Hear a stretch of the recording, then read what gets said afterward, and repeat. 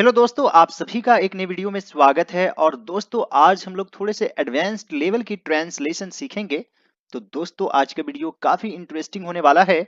आप लोग सभी इस वीडियो को पूरा जरूर देखेंगे and it is challenging even for me. So please watch it till the very and.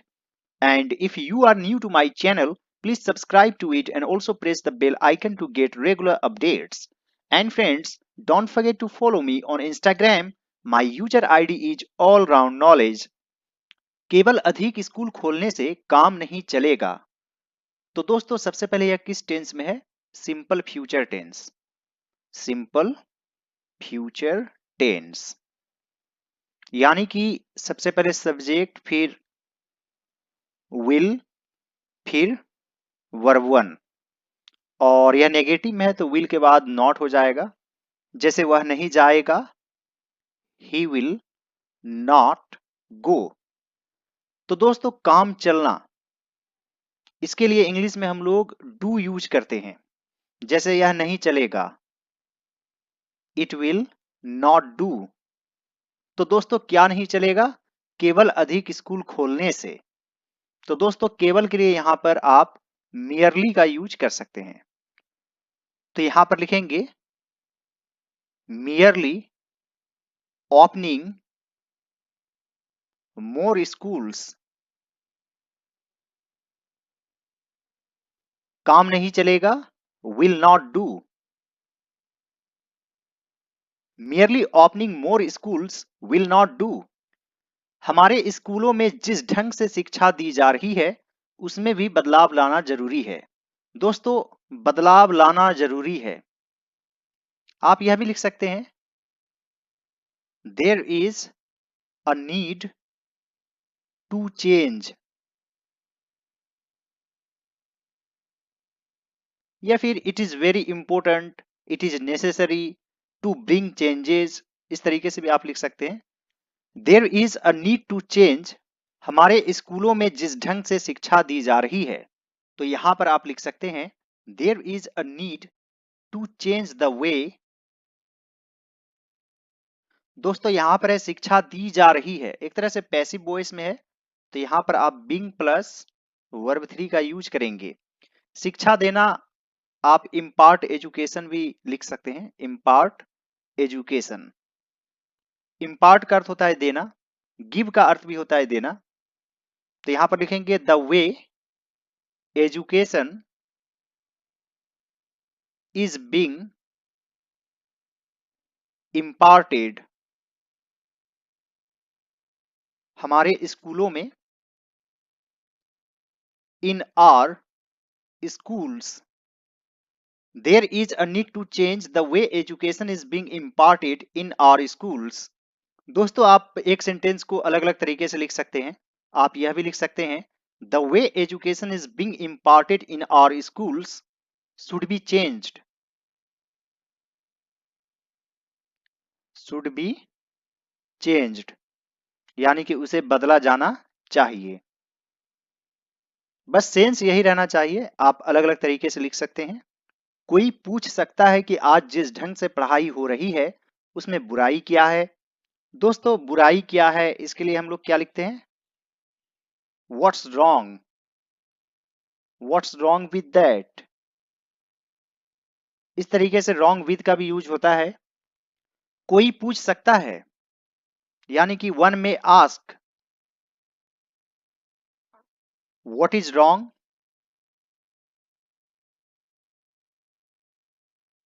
With the way, यानी जिस प्रकार से पढ़ाई हो रही है। इसे आप पैसिव वॉइस में लिख सकते हैं एजुकेशन इज बिंग गिवन, या फिर इम्पार्टेड। वन में ask what is wrong with the way education is being given. बुराई यह है कि बच्चे का दिमाग तो उन्नति करता है। दोस्तों यहाँ पर बुराई यह है, बुराई के लिए वैसे तो ईवल होता है, लेकिन दोस्तों यह एक तरह से सामाजिक बुराई है। बुराई का रॉन्ग भी होता है, लेकिन शुरू में रॉन्ग लिखना सेंटेंस में सुटेबल नहीं होगा। इसके लिए आप लिख सकते हैं द डाउन साइड। यानी कि माइनस पॉइंट यह है। तो यहां पर आप लिख सकते हैं the down side is that बच्चे का दिमाग तो उन्नति करता है, द चाइल्ड्स माइंड, आप चाहें तो चिल्ड्रंस माइंड भी लिख सकते हैं, बच्चे एक से अधिक है लेकिन यहां पर अभी सिंगुलर में ही लेते हैं। तो उन्नति करता है, डिवेलप्स, यहां पर माइंड एक तरह सब्जेक्ट है इसलिए यहां पर एस यूज करेंगे। दोस्तों तो के लिए आप डज का भी यूज कर सकते हैं, डज डिवेलप्स। जैसे मैं जाता तो हूं, आई डू गो, यानी डू से जो है सेंटेंस को थोड़ा सा इम्फेसाइज किया जाता है, जोर देकर कहना हो तो आप डू डज का यूज कर सकते हैं। जैसे वह जाता तो है, ही डज गो, लेकिन वह इस लायक नहीं बन पाता। लायक बनना आप बिकम कैपेबल का यूज कर सकते हैं। तो दोस्तों यह एक तरह से सिंपल प्रेजेंट टेंस में है। यहां पर जो है वह के लिए आप इट का यूज कर सकते हैं, मतलब वह यानी कि उसका दिमाग, लेकिन वह इस लायक नहीं बन पाता। यदि आप व्यक्ति को लेते हैं तो ही यूज करेंगे, और उसके दिमाग को लेते हैं कि उसका दिमाग इस लायक नहीं बन पाता तो आप इट का भी यूज कर सकते हैं। तो यहां पर लिखेंगे but it does not become capable. और दोस्तों यहां पर इस लायक यानी कि इतना उसका दिमाग डेवलप नहीं होता है तो आप यहां पर इनफ का भी यूज कर सकते हैं, capable enough to successfully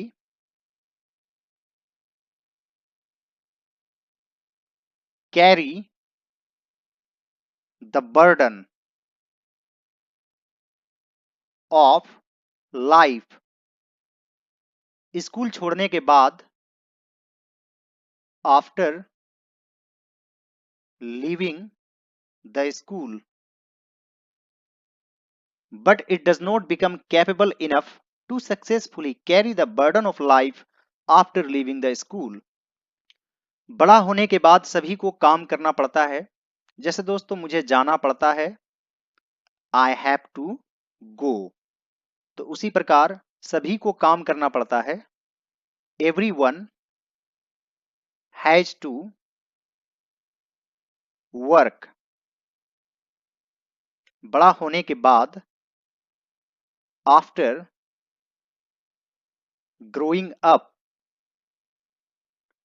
everyone has to work after growing up। क्या यह अच्छा नहीं होगा कि स्कूल की पढ़ाई के साथ छात्रों को काम काज सिखाया जाए? क्या यह अच्छा नहीं होगा? Will it not be good? या फिर आप यह भी लिख सकते हैं Wouldn't it be good? School की पढ़ाई के साथ यानी कि along छात्रों को काम काज सिखाया जाए या फिर वोकेशनल ट्रेनिंग दिया जाए to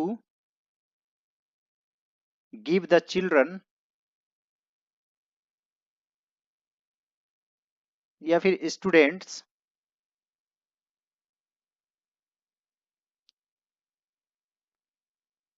वोकेशनल ट्रेनिंग।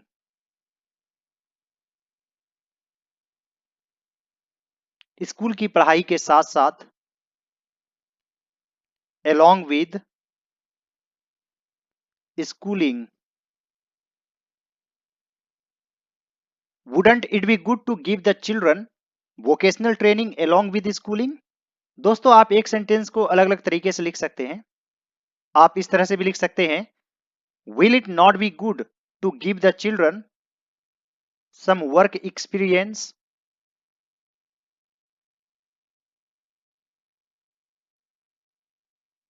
या फिर आप पैसिव वॉइस में लिख सकते हैं स्टूडेंट्स मस्ट बी गिवन या should be given vocational training along with schooling। इससे उन्हें काम ढूंढने में ज्यादा आसानी होगी। तो आप यहां पर लिख सकते हैं this will make it easier for them to find work.